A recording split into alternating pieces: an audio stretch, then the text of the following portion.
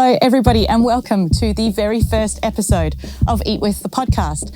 Today, we really are jumping in the deep end with my first guest, Chef Jamie Carter. As you'll come to hear, Jamie is the executive chef up at Sidewood Estate, but his chefing adventures have been full and exciting in what has actually been a relatively short period of time. Now he manages 3 kitchens with a staff of about 25 up in Hahndorf, South Australia. Sidewood produce award-winning cool climate wines. They are a family-run business and they have a real focus on sustainability. Jamie and his team create meals that complement these beautiful drops, and it really is a food and wine experience up in the Adelaide Hills. He balances this high level of responsibility and sophistication by generally being an absolute menace. He says the most inappropriate things at the most opportune moments, and he has me in fits of laughter. But it's those fits of laughter that you do that you hope no one else is listening to the conversation. So what I've done is record one of those conversations. Could I regret this? Quite possibly. Now, a bit of a trigger warning for those listening. Perhaps you're in the car with kids, you might want to skip this one. There is an abundance of foul language. We also cover topics such as mental health and drug use. That being said, this is a fun and exciting podcast. So without further ado, let's eat with Jamie Carter. We good? We're good. Oh, fuck me. I think we're right. Okay, Jamie Carter. How you going? Good, how are you? Long time no see. I know. I was trying to work it out today, and I think we've known each other for about 14 years. 14 years. Seems. Get less for murder. So, first premise of the Eat With podcast is that you take me to where you want to go to eat. Yep. Your favourite restaurant around town. Yep. Where are we and why are we here? Well, we're at Bourdain 2, which is on Handsome Road, and this is my go-to. Probably not for taking anyone on a hot date, but this is probably a Paul Tripodi, Jamie and Sam George special. Some of the old school Saracens head boys. We've been coming here for probably the better part of a decade, and I don't know, I just love the pho. So yeah. I'll drive from Brighton to here on a Monday or Tuesday, just on my day off, just to come and eat. And we're both from kind of south-west-ish of Adelaide, so this is a long way to drive, and there's a lot of places along the way. I assure you it's worth it. Yeah? Yep, okay. Definitely. What's your hot recommendation? Look, for me personally, I always go the combination pho because I like all the weird stuff in it. This chili sauce here is the stuff of legends, so I pretty well come here purely for this. Right, okay. The noodles are all fresh here, so everything's beautiful, broth's amazing. The quail we're going to get as well and share, which is absolutely unbelievable. Okay, and we'll go from there. All right. I'm not going to go too much chili sauce because the last thing I want to do is be sweating and snotting all over this experience. You told me to make this as natural as I can, so I'm going to be sweating like a gypsy with a mortgage. Excellent, good. We're off to a good start. Yeah. All right, well, what are you having to drink? No alcohol at this. No alcohol. That's why we come here, I told you. That's a strange move for you. I wouldn't have picked you as going to an alcohol-free venue. After a big weekend of work and whatnot and play, it's always good to rehydrate with a nice big bowl of soup. I don't know. We might order, eh? Yeah. Are you having... We'll get coconut. I usually get coconut water when I'm here too. Yep, big It's all fan. about hydration. Sure. And sweating it out as well. Yeah. You got it. Hey, how are you? Thank you. Can we get we'll get 3 of the dim sims and also the quail. And I'll get combination pho. Yeah. Just small. Yeah. And for you. I will also get a combination first small. Yeah. Thank you. And 2 coconut water. Yeah. Beautiful. You order 1 serve dim sim, 1 quail, and 2 combination pho small, and 1 chicken pho small. Yep. And 2 young coconut juice. Yeah, thank you. Anything else? No, that's it. Come in. Okay, thank you. Thank you. Done. Yeah, it's been a while since I've been to Vietnam, so Really? we did a stint there.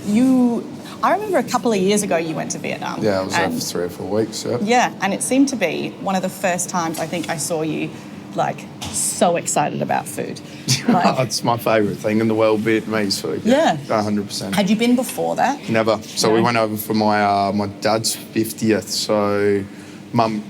we went over as a family at the time. It was just an absolute flavour bonanza. I've never been anywhere in the world that, tickled all my senses that way with food. So, Yeah, and it's so affordable. We 100%. went and had banh mi's, I don't know, 3 times a day from a different spot every single time, and just fell in love with the place. It was it's unbelievable. A perfect place to be. So, 14 years ago, we met when I was really good at pouring beers and you were really good at sinking beers. That is exactly how it went. Yeah. And at that time, I had no inkling that you wanted to get into the food world, that you were interested in being a chef. Yeah. We were, already past that stage of like teenagers finishing school and deciding that they were going to go be a chef. Yep. How did you decide that that's what you were going to do? And B, where were you pivoting from? All right. Well, the decision to be a chef probably came from when I remember the exact moment. I was probably 14 and the Star of Greece down south. The old boy and mum were there having dinner and we were there as kids too. And I remember walking out of the restaurant because Dad obviously had a few too many.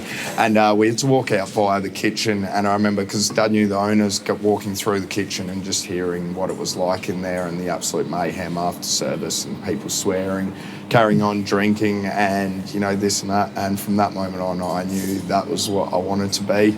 I've always loved cooking ever since I was a kid. Since I was probably 2-3 years old, sitting on the bench with Mum because I was such a naughty little shit growing up.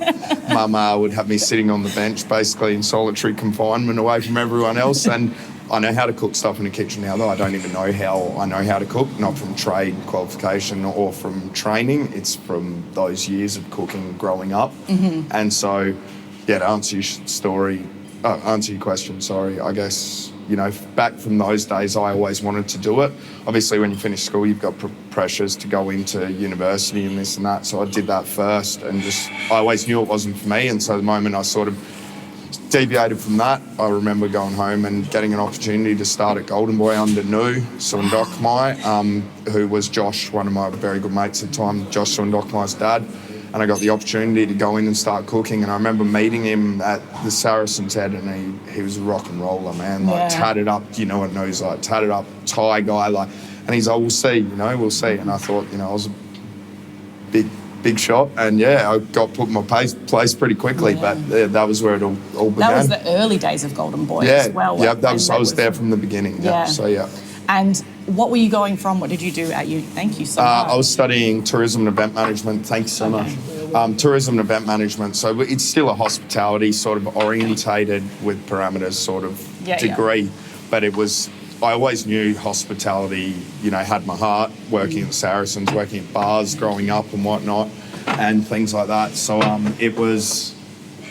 always knew I wanted to stay in hospo, but it was just a matter of working out something that fitted. And then, cooking was just always what I loved. So, find what you love and let it kill you. Yeah, exactly.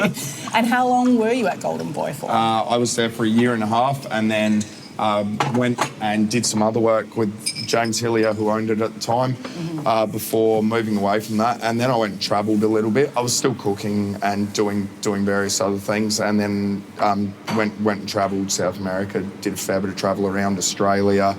Then came home and got in with Tom Smith and obviously the La Rumbla group. Yeah, well, that was when you kind of came... That was when I found out that you were getting into... You were in the cooking world. I had no idea at Golden Boy, but Tom Smith, one of my oldest friends. Yep. And I was shocked when he said that he'd hired you because I was like...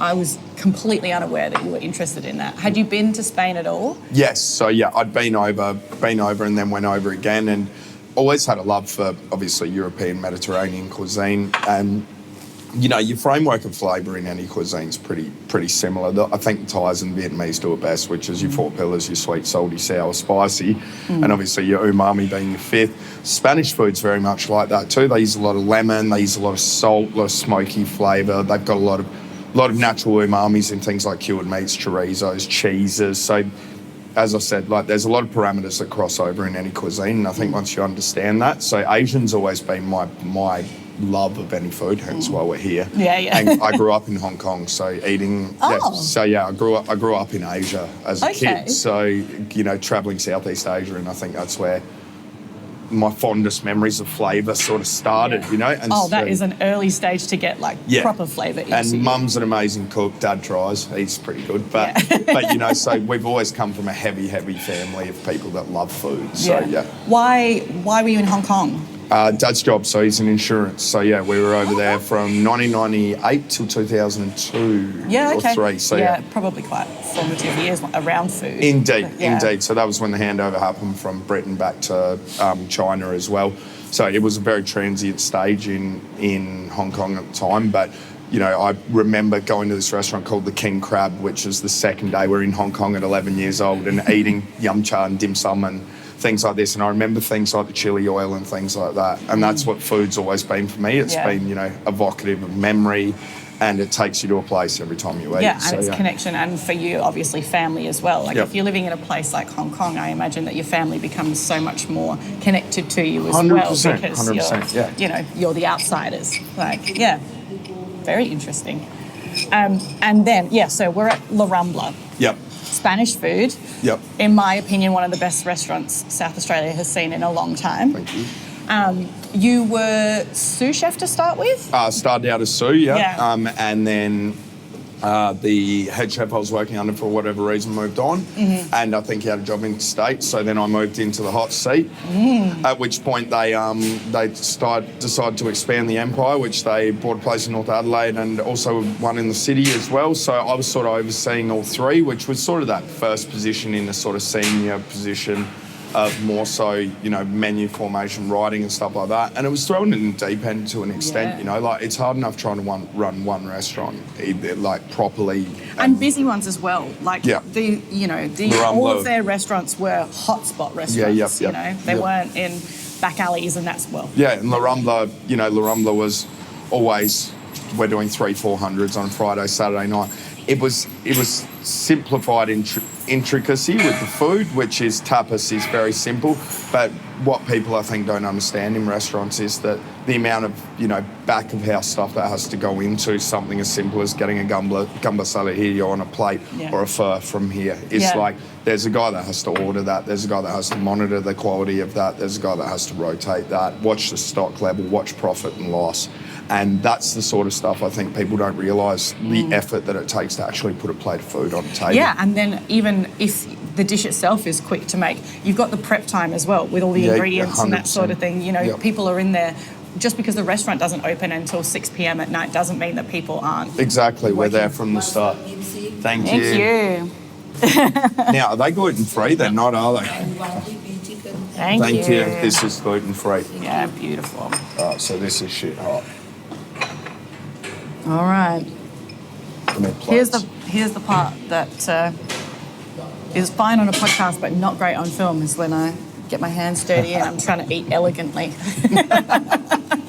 Let me just get some lemon on that. All right, get into it. Thank you. All right. So this has been fried to within an inch of its life. Yeah. And this is my hangover cure of the century. It's like Vietnamese KFC. But better. I never want Dirty Bird, but this is great. This is Dirty Bird, the dirtiest of all the birds. So, yeah, and we went, La Rambla, by all accounts, was a great success. Yeah, and, it was, as I said, the food was great. I had a great time working there. We partied our asses off and had a good life, and that was, it was still a serious job and everybody took it seriously, but we had a great time too, you know. That was one of the things that I found about that venue, was like, there was that balance. You knew that the staff were partying hard afterwards. You knew that they were having drinks. Yep. They were always there to, like, have you as part of the family. You know. Continue. They were always there to have you as, like, part of the party. Yeah, exactly. You know? They were always involving you. They were super friendly, but not in that trained, scripted way that you often find in venues. It was more about having a laugh and having you involved. And then the food was outstanding food. I think better than a lot of the food I had in Spain, because when we went to Spain the first few times, it was one of our favourite places to go. And when we went to Spain the first few times, we were going to a lot of places where it was quick, it was fast, but the passion for the flavour wasn't really what they were in it for. It was about serving lots of people cheaply and quickly. Whereas La Rambla, we did that Australian thing where we take something and we add so much more to it. 100%. I think we have that in spades in South Australia in particular. Yeah. But the menu was affordable. I don't know how you did it. That was, you did a feed me menu for what, $39? Yeah, it was $35 to start. Yep. And and you got everything. And that was probably one of the biggest barriers once COVID hit, and they brought in, the licence law with meterage per patron. I think that was probably one of the hardest things for most restaurants, is that your affordability goes down with the income in South Australia, comparable to Sydney and things like that. Sydney can afford to charge, with the population density and the income being higher per person, they can afford to actually charge more, and people will still pay. But we have such a steep pyramid of, ability to be able to afford, and affordability in food. Your prices go up $2 a dish, and then suddenly people will recognise that and say it's too expensive. As I was touching on what I said earlier about not knowing how much effort has to go into food and things like this. And when you've got things like this as an option, you can come out for $60, have the best MSG-ridden food of your life, and go home and need a nap at 2 o'clock. I get drawn even as a chef these days, more so to go for this sort of stuff, you back eats and things like that. So it's about finding that line and the crossover between affordable food that is, seasonal, and also using local produce, but keeping it at a level that people will still come. Yeah. Our produce in South Australia is fantastic, but we are learning that we have to pay for that. 100%. You can go to Aldi and get a steak and cook it yourself at home. Probably not very well. But how many miles has that food gone? Yep. And, what kind of quality are you expecting from that? When That's right. you pay for a South Australian butcher, you're paying a lot more money, but I think you can taste it. 100%. I think you can taste 100%. it. 100%. Yeah. Absolutely. How's the quail? So good. So good. That's the nostalgia. See, that's like eating KFC with a hangover on a Sunday. Yeah. It is burning hot, but it is Straight very out of the tasty. fryer. Yeah, if Tripper and I come here, we'll usually go through about 3 of those. You can see the fusion with the French-style gherkins on the plate too. So, cornichons. So, after La Rambla, where did you go next? Because Sidewood. COVID hit, obviously.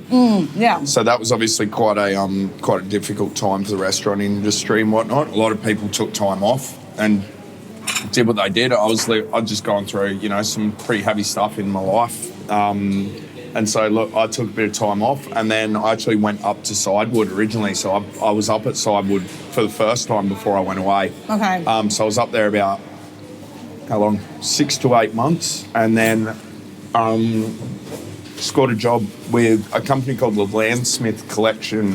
The Landsmith Collection, who own Buller River Station and Voyager Estate in Margaret River, so massive, owned by a couple called Alex and Julian Burt, who are some of, Australia's wealthiest and most beautiful people you'd ever meet.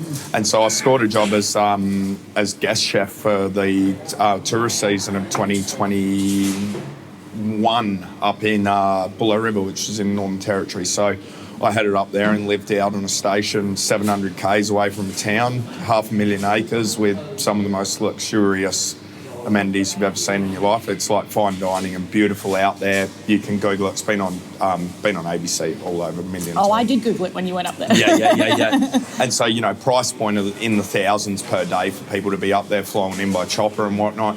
And so I was cooking for, the likes of Cyril Jinks, Attorney Generals and things like this, and some big names were up there over the season. And so that was a different sort of side street of what I'd been doing, which is high volume cooking. And it really taught me the essence of what hospitality is about, which is you coming into our house and let us feed you and let us give you an experience that you're going to leave and remember for your life. And so it really changed my scope on what I was doing with my career and where I wanted to be, so to speak.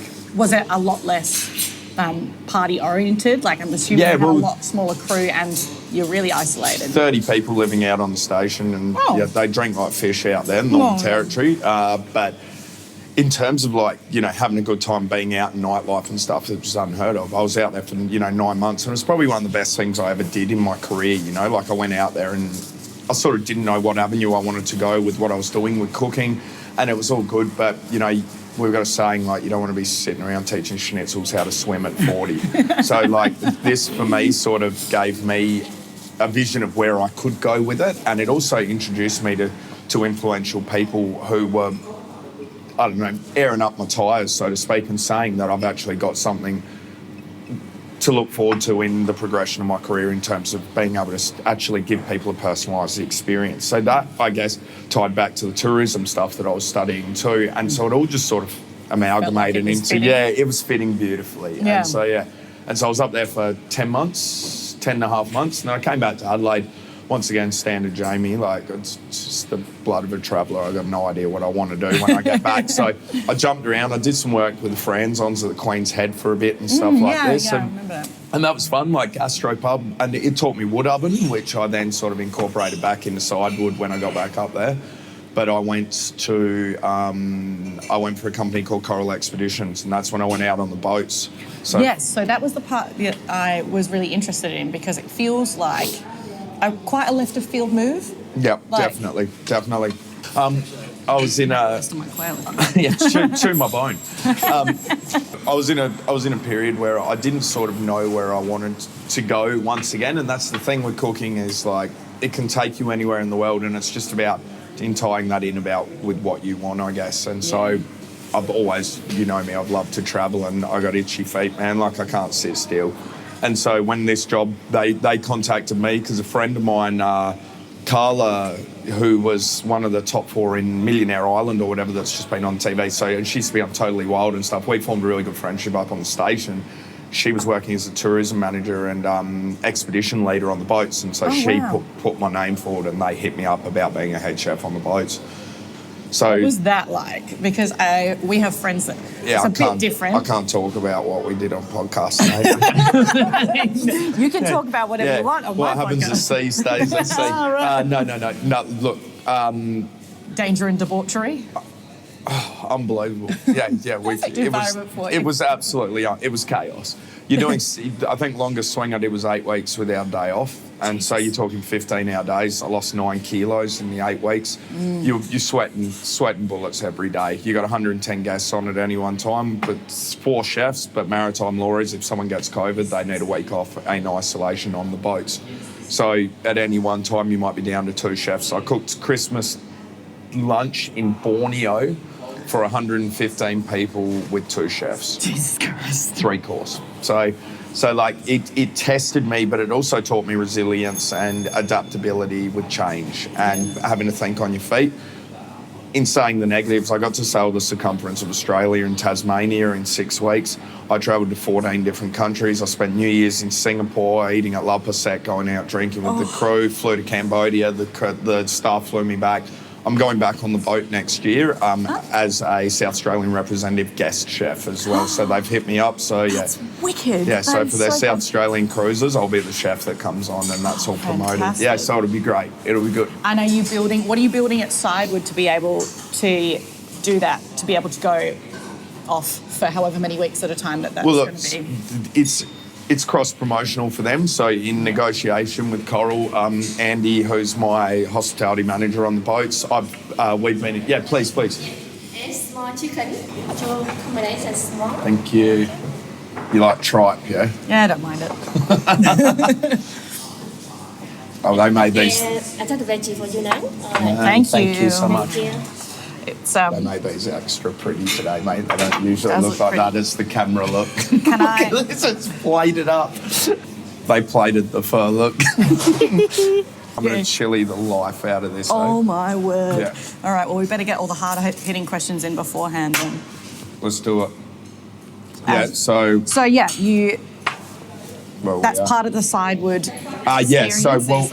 well, obviously being in wine for us and the boats being... Sorry. It's okay. The boat's been quite a good... Some chili. Thank you. Thanks so much. Thank you. Quite a good market for us. We're I'm so excited for this. quite a good market for us to get into with wine. That was probably a pitch for me to have a chat with Owen and Cassandra, who are the owners of Sidewood and very, very good friends of mine too. And I just said, look, it's marketed as Jamie from Sidewood Estate is our this year's guest chef that's coming on, and so basically we do a South Australian sail from the York Peninsula to Eyre Peninsula, all up near Port Lincoln. We get seafood sourced fresh every day, and basically I'm just doing degustations with local produce. Shit job, eh? Yeah, sounds absolutely shocking. I don't know how you're going to cope. Is that Kaiga Island as well? Yes, yeah. So KI will get oysters and gin and whatnot. So the guests get to get off every day as it's an expedition cruise. So there's boats on the back and they go do what they want. We get lobsters in WA when we're on there. It's crayfish, in WA, and cooking stuff like that. So it was an unbelievable experience. Yeah, that's the best of my life. And then the owners at Sidewood met me in Fremantle when we were on shore leave one night and presented the opportunity to come back as exec for the group. And Cassandra, the owner of Sidewood, is, as I said, very good friend of mine, as is Owen, and she's quite convincing with me. She knows how to reel me in. And, how much wine allowance do you get? Look, after a couple of bottles of Billy Cart and some sushi in Fremantle, they swindled me, and so here we are back in Adelaide. Yeah. So tell me the Sidewood vision now then, because obviously Sidewood Estate, they moved venues. They had that one that was Max's. Yeah. Yep. And I feel like it was a very different vibe there to what is definitely coming off now. But it was very much a wine-related place, and you seem to be trying to take it to that more food combo with the wine, which I think South Australia loves. 100%. So, tell me the Sidewood vision now. I think for me, when I sat down, look at this. I'm going to eat that.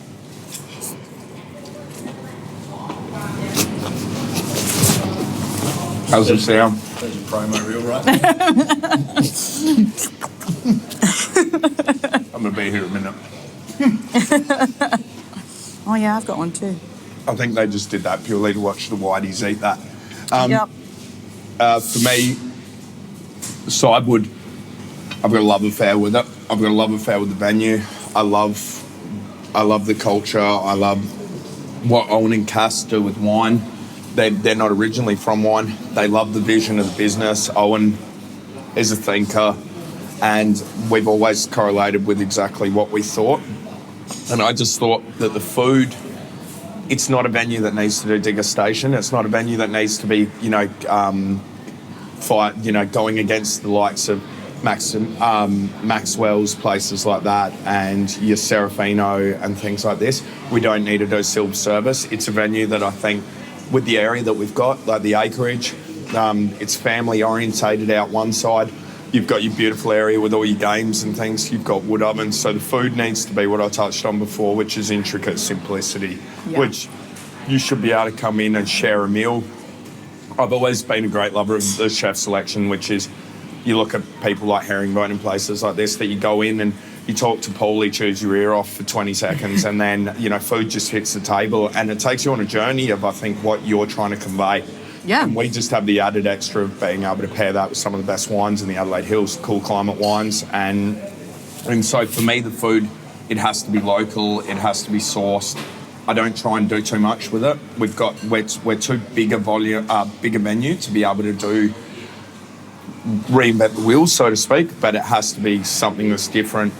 We've got 3 different kitchens there too. So I've got an Asian fusion kitchen down the bottom where I do the stuff of, my life at Golden Boy, which is, I still use Nui's Nam Jim recipe and his turmeric chicken recipe and things like this. Then up in the wood oven areas, we do beautiful wood oven pizzas and things like this. And then you get into my restaurant and it's more focused on things like beautiful seafood sourced from places like Henderson and stuff like this, your lesser knowns, your local stuff, your local meats, venison from 20 metres up the road, all our fruit and veg sourced from Hahndorf Fruit and Veg, which is a stone's throw away. And it's just about showcasing the people that make it possible, I think. Yeah. So when it comes to things like venison and, even particularly your Asian flavour ingredients, do you find that the clientele that you get are quite receptive to trying something different, or are they more they want their pizza? I think it's about being a chameleon, so to speak, in a restaurant. I'm a yes man, so that's in answer to that. Yes, yeah, you are. Yeah, in all sense of the word.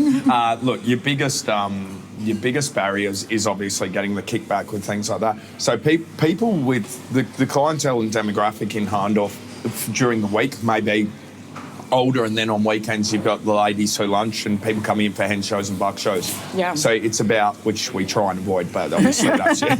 But look, it's about being able to cater to the masses and having the vast majority be happy. You're never going to please everyone. No. But it's about standing by your product and your style, and that was probably the hardest thing going into this with me, because that's a big fish to fry. And coming in with a menu that I'm cooking and hoping that everybody's going to love it.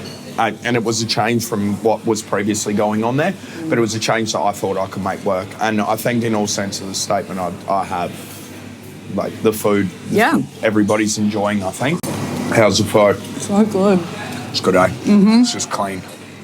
Yeah, it really is. Vietnamese food just is like a hug for me. All of my problems and shit that I'm worried about go away. Is that just because of the pure volume of chili that you load into? Yeah, and the MSG. White shirt was a really big mistake. I always, they're constantly saying, I wear black chef jackets but white shirts every other day. That's so exactly right, I know. All right, I'm going to give this chili a go now. Yeah, go on, you need to get it in there. That's the hug. Yeah, the hug is your insides burning. Yeah, it's good for you. It's endorphins. Metabolism and whatnot. Do you want some? 100%. So, expansion to 3 kitchens, is that with the vision to be doing larger things like weddings and that sort of thing, or is Definitely. That, yeah. The weddings have always been on the cards, obviously with COVID and things like this. Yeah. We've always wanted to be a wedding venue, and this year we've got a lot booked. So that's been great. We've definitely been pushing into that market a lot more, corporate function and wedding. The 3 kitchens, we've just built one down on the grass, which I'll show you when you come up. More so because you need to departmentalise and split up a venue of that magnitude, because you can't have one powerhouse pumping out for 500 people. And the problem is you need 4 different menus, and you need fast-moving products, things like your wood oven pizzas, your Asian salads and things like this, which are grab and go almost from areas that people want to come up with families. They want to play on the play equipment.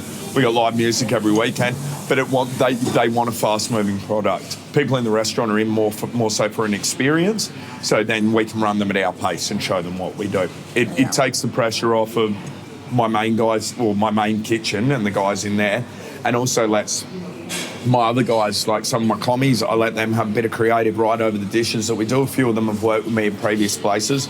Half of my team, actually. So a few of them are off the boat. I dragged them back from Perth.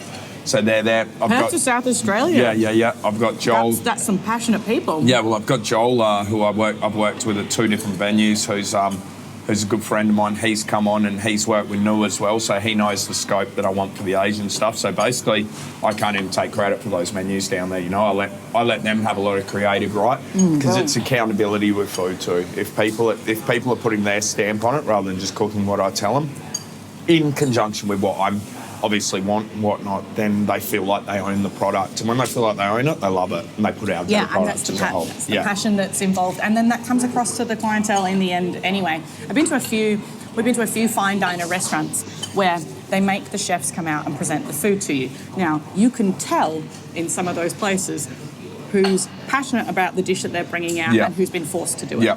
And they don't want to be there, they don't want to talk to you because they feel super uncomfortable. If they've had some ownership over that, it completely changes the vibe of the 100%. Presentation, and then your approach as the eater to the dish. 100%. Couldn't have said that better. Yeah, it's, I think, chefs having ownership. How are you finding managing a kitchen? Now, you probably came up at a time, I don't want to speak too ill, but, you know, this was 14 years ago. It's a whole different ball game. It was a high-pressure kind of environment. You know, I worked in pubs, very different, but working in pubs where we had 300 people outside, and then we had a restaurant that was, you know, I don't know, 150 heads on a Saturday night. The sort of pressure that not all they were cooking, that is a very unfair statement. But the sort of pressure in a kitchen where you're cooking pub food was intense. I can't imagine what it was like somewhere like Golden Boy or, any of those restaurants. The mood was different, I think, and I don't speak for everyone. This is only my personal experience because no two are the same. There was a lot less focus on how people were feeling and more so getting everything done. And that was, I think that was hospitality as a whole. You were cogs in an engine. Yeah. And I loved that pressure too. Growing up, I remember answering back to a certain head chef who I won't name, getting slapped so hard that I went outside and cried and called my best mate who was working at the Stag at the time, and he's like, you wanted this shit, so like go back in and show them who you are. Yeah. Like, he's like, you wanted to take the black man, this is what it's about, Yeah. And I remember doing 16, 17-hour days, and then going out and drinking all night, come back in and doing the same thing. And it's good that culture has been recognised and sort of stamped on a little bit because it's a toxic culture. Well, it was a toxic culture. There's still glimmers of it, and they're beautiful glimmers. And, the industry has changed fundamentally for the better with a lot more focus on mental health. It's a different generation now.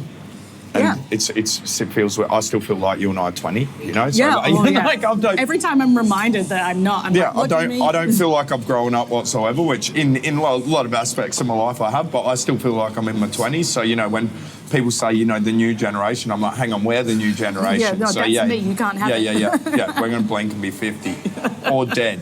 So, no, in answer to your question, it's changed an awful lot, and that's a good thing, But the banter's still there, the love's still there. The people that love it, and like we're lifers, unfortunately. And I think there are people that go into it because they watch a shiny TV show and they think that, not that there's anything wrong with that approach to food. I think it's actually fabulous, but they don't understand the pressures of going into it. And then I think there's people that watched Anthony Bourdain as kids and went, oh, we're actually a different breed of people, and that is so true. my lifestyle, and that's how I want to live it. You're an outsider, and it's like I have to explain this to whatever partner I'm with. It's that is so true. Is the fact that on a Sunday, I don't, after I finish work, like I need time to come down from what I've just been through, and I can come home and be on top of the world, and I've just had an amazing shift where everything's gone perfect. And one thing can go wrong, and that's just snowballed and completely ruined my life. And it'll take me 2 days to recover. Yeah. And when you're not at work, you're thinking about work. There's no switch off. You go in on your days off. You miss days, and you miss days of certain stuff, so you make them up next week.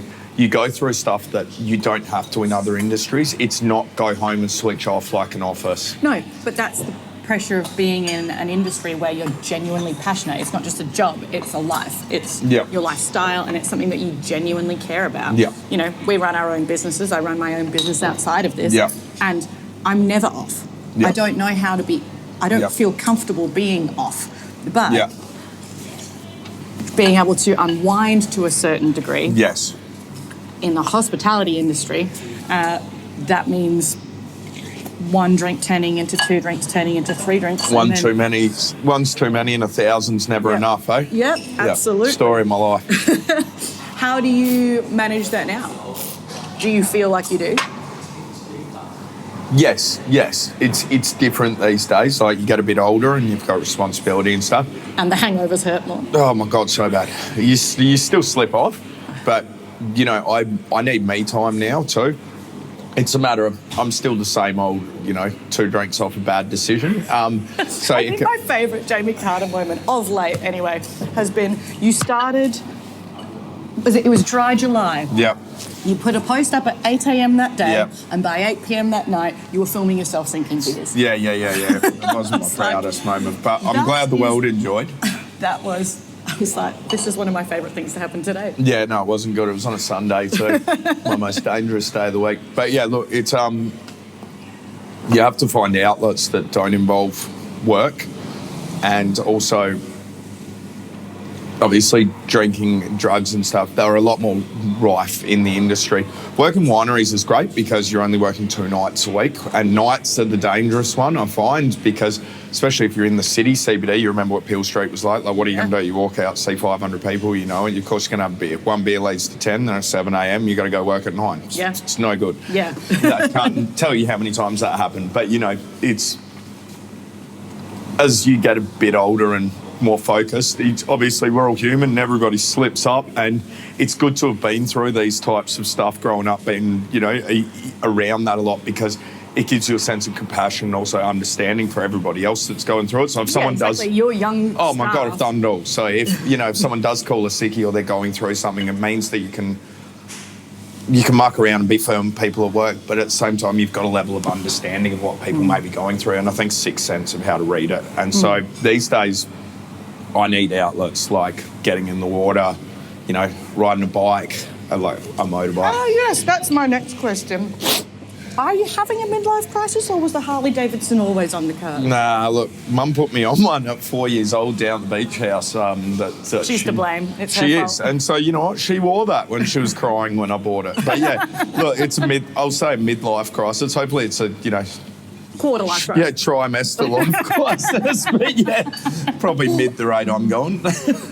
But yeah, it's gives me a little outlet. Also means I can't drink too, which is good. Yeah, well, that's definitely one Yeah. aspect that you don't want to be messing with stuff like that. Exactly, 100%. Say responsible adult. Yeah.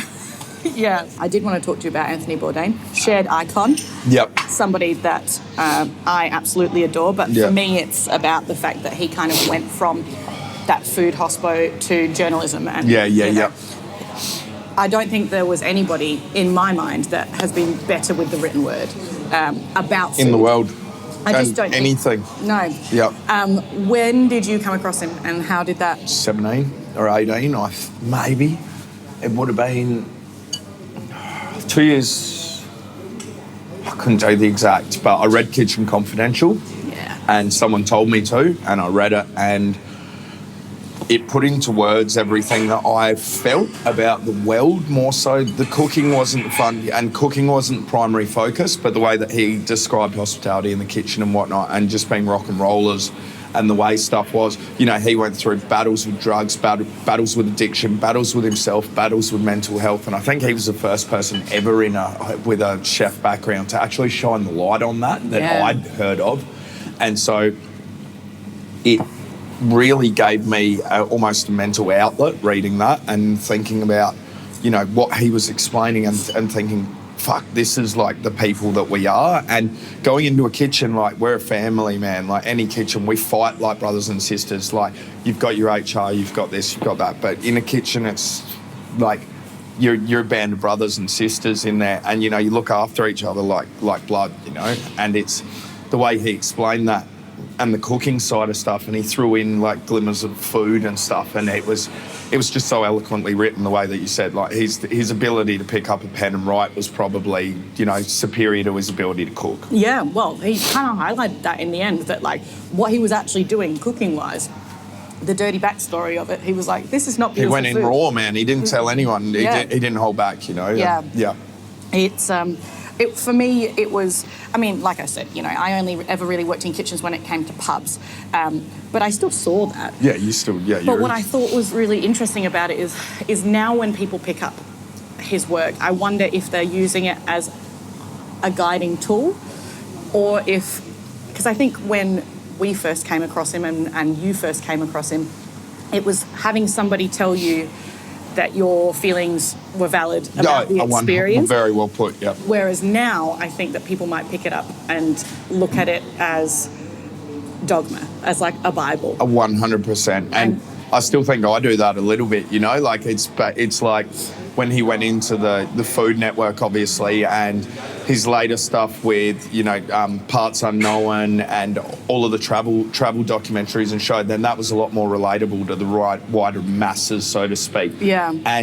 But I think he did a lot for the world. You go to some of the places in lesser known places, Bolivia, Hoi An, Israel, places like this that he's been to, and they've got photos of him eating there. When he's eating with Barack Obama on the side street restaurant in Vietnam, I went to that restaurant, you know, and that place has a line up out the door because he's been there. Well, the banh mi place in Hoi An, yeah, unbelievable. The line was like... It takes 3 hours. I've lined up, you know. Yep, yeah. So did I, because he did it, so exactly. I had to. Exactly, 100%. So he's changed people's lives, you know. And he died, obviously, from suicide in the end, and it's like, you know, the two greatest tragedies in life are not getting what you want and getting it, you know. He got everything he wanted, but fundamentally he's still alone at the end of it, battling the same things he was battling coming up. Yeah. But he had everything in the world and had nothing, you know, and I think that's pretty powerful. Yeah, so do I. And I think it is a testament to the industry that these mental health issues, they don't just go away, and you really have to take care of your people. Yeah. Like, that could be happening to any single one of the people that are around you, and usually the ones that seem the finest. 100%. So, yes, this lifestyle is amazing to be able to, you know, have a good time and do stuff that you're passionate about, but there's a fucking it's got to be sustainable too. Yeah, exactly. Right. Yeah, getting out looks different to everyone, but you just don't want people to go the way that he ended up going. 100%. Okay, so now that I'm significantly sniffly... It's not the first time. Don't put that in. I wondered if you were going to do that to me. Dessert? No, I'm just... All right, so we are now going to fire on the Fast Five. The Fast Five, one word or one sentence answers. Don't want you to think about it too much. Go. I'm probably going to be the worst part of this because I'm going to ask you more questions. What do you cook when no one's watching? For me? Yeah. Serena tuna, rice, sesame oil, chili, bok choy. Right, okay. What's your go-to cookbook? Anything David Thompson or fish butchery. Yeah, okay. I was actually up at midnight last night reading a Josh Nealand article on how to butcher a fish. I have no interest. I have no intention of butchering a fish, but I like that book. That book's not a cookbook as much as it is, you know, an instruction manual, and the stuff that you pull out of that, you'll see his method of butchering seafood and fish on most menus in Australia and around the world now. He changed the game. He's about to go to Singapore, so I think we're about to see a Michelin star on our hands. Easily. Yeah. Most overrated ingredient or dish that you see everywhere at the moment? Kingfish. Kingfish. Everywhere. Yeah. It's the rat of the sea. As a fisherman, just get it off. Use something fucking less known, you know? Yeah. Yeah. And what was the first dish you learnt to cook? Can you remember? Cupcakes with Mum. Yeah. And do you think that is, like, sitting in the kitchen with her actually did spark that in you? There's no more fitting story to why I love cooking. Will she still cook for you? Or? Every day, yeah? if I want. Yeah, she's unbelievable. She still runs 5 or 6 dishes that, you know, I hold close to my heart. Crumbed porterhouse that have been beaten out, but she makes her own crumb with parmesan in it. She makes a Bourdain sauce that could make a French man cry, and then she puts sliced avocado on it. I make that on the boat for the oldies for their final lunch on the boat, and call it Jamie's mum's, you know, crumb porterhouse every time I was on the boat. That's a way to win hearts. Yeah, that's it. And who's been the most influential chef in your life? I don't want to sound cliche, but, like, I suppose lifestyle, Anthony Bourdain, definitely. Influential chef. God, there's hundreds, man. Like, I'd have to say No shaped me for what, even the short time I worked for him, that year and a half, sort of taught me about food, and, like, I still catch up with him and talk to him. Good. And I still shit my pants when I see my phone ring from him, you know. And he's getting on now, but, you know, like, that guy taught me flavour. He taught me what fire does to a piece of meat.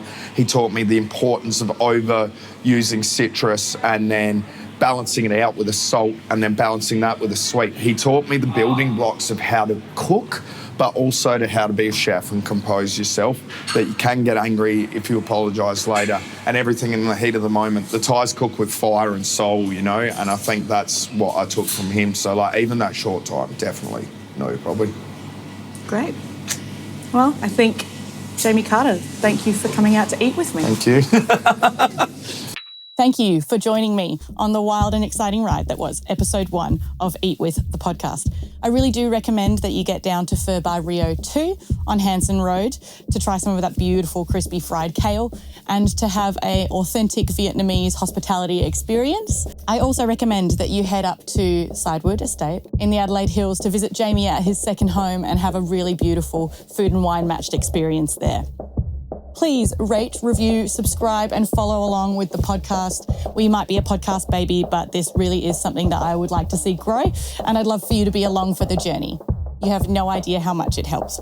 Tune in 2 weeks' time, where I interview the guy who was the personal chef for the king of the country of Jordan. For the recommendations mentioned in today's podcast, the locations, the dishes, the cookbooks, you can head over to eatwithpod.com or follow us on any of our socials at eatwithpod. I have been your host, Hannah Pendlebury. My guest today was Chef Jamie Carter of Sidewood Estate. The restaurant location was Pho Bar Rio 2 on Hanson Road. The video was recorded by Luke Jamison. The sound processing and video processing was done by Matrix Publishing on South Road. Our intro and outro music was done by the talented Lobu Music. That's all. That's it. Go forth. Stuff your face. Thanks.